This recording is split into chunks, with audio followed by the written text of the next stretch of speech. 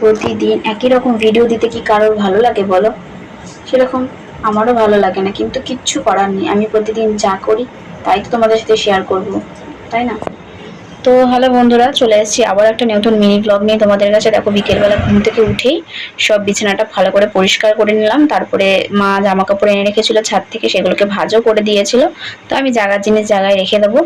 তারপরে একটু ঘরটা পরিষ্কার করবো। প্রতিদিনই দুদিন পর পর পরিষ্কার করি, তাও যে কি করে ধুলো পড়ে। আমার ঘর একদম শেষে, কিন্তু তাও প্রচন্ড ধুলো পড়ে। তো একটু ধুলো একটু ঝেড়ে নিচ্ছি, ভালো করে মুছে নিচ্ছি, সব ঘর দর পরিষ্কার করে নিচ্ছি।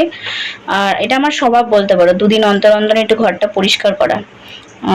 তো এক একজনের এক একটা স্বভাব থাকে না, তো আমার এটা স্বভাব, জানি না ভালো না খারাপ, তো আমার একটু বেশি স্বভাব এটা।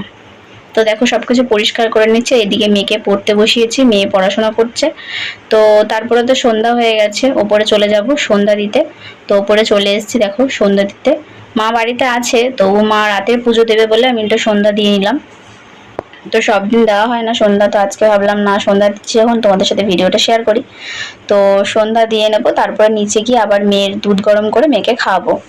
তো প্রতিদিনই এই কাজ, মেয়েকে খাওয়ানো, ঘরের সমস্ত কাজ, এগুলি তোমাদের সাথে শেয়ার করছি। কিছু করার নেই, তোমাদের ভালো লাগলে কমেন্ট করো, আর ভালো না লাগলে তাও কমেন্টে জানিও।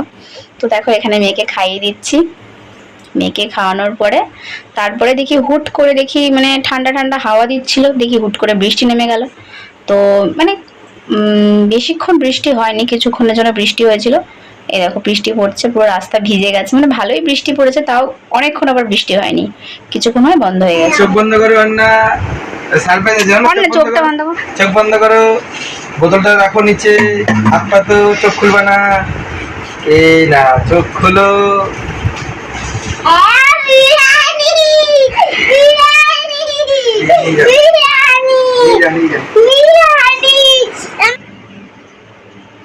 তো দেখতেই পেলে অর্ণার বাবা, রিপর্ণার বাবা রিপর্ণার জন্য সারপ্রাইজ বিরিয়ানি নিয়ে এসছে। ও তো খুব খুশি, খুশিতে নাচছে বিরিয়ানি ধরে। তো এদিকে দেখো, আমার ভাসুর মানে দাদা ফুচকা নিয়ে এসছে সবার জন্য, মানে আজকে টিফিনে ভরপুর, একদিন টিফিন হয়ই না, তো আজকে আবার টিফিনে ভরপুর। তো দেখো, সবাই মিলে বিরিয়ানি আর এদিকে ফুচকা খেয়ে নেবো। তো ওগুলো সব খাওয়ার পর রাতে রান্না করতে যাবো, এমনই সময় শুনলাম আমার মা পড়ে গিয়ে নাকি পায়ে খুব চোট পেয়েছে, দাঁড়াতে পারছে না, হাঁটতে পারছে না। তো মাকে সঙ্গে সঙ্গে নিয়ে আসলাম হচ্ছে স্বাগত দত্ত হসপিটালে। তো এখানে এক্স রে করতে বলেছে ডাক্তারবাবু, তো বসে আছি, এক্স রে এখানে লাইন পড়েছে, আমরা বসে আছি। এখন রাত্রি প্রায় 12:30 বাজে। তো দেখো, মাকে ডাক্তার দেখানো হয়ে গেছে, এক্স রেতে সেরকম কিছু ধরা পড়েনি, ওষুধ দিয়েছে, বললো ঠিক হয়ে যাবে। এখন পড়েছে তো তাই একটু ব্যথা লাগছে, কদিন পরে ঠিক হয়ে যাবে। তোমার এমনিতেই পায়ে ব্যথা, তার উপর পড়ে গিয়ে আরো পায়ে ব্যথা হয়েছে। তো মা আস্তে আস্তে উঠে দাঁড়িয়ে হেঁটে হেঁটে তো কোনো রকম আসলো, গাড়িতে বসলো, তো আমরা বাড়ি যাচ্ছি। তো বাড়িতে গিয়ে ঢুকেছি প্রায় 1:30 বাজে। তো তখন খেয়ে দিয়ে ঘুমাতে ঘুমাতে পুরো 1:45। তো আজকের মতন ভিডিওটা এখানেই শেষ করছি, নিয়ে আসবো তোমাদের জন্য একটা নতুন ভিডিও। ততক্ষণ আমার পাশে থেকে এইভাবে আমার চ্যানেলটাতে লাইক, শেয়ার এন্ড সাবস্ক্রাইব করো।